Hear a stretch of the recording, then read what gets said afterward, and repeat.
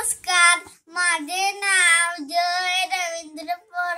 आता पहिली शाळेचे नाव जिल्हा परिषद प्राथमिक शाळा बावडा, तालुका खंडाळा, जिल्हा सातारा. महाराष्ट्र राज्य जुनी पेशल हक्क संघटना,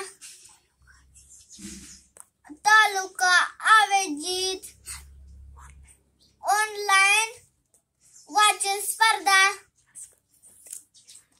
स्पर्धेसाठी मी मराठी पुस्तकातील पाठाचे वाचन करीत आहे.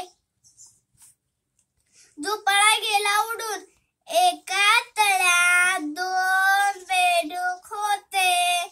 एकदा त्यांना पाण्यात दोन खांब दिसले.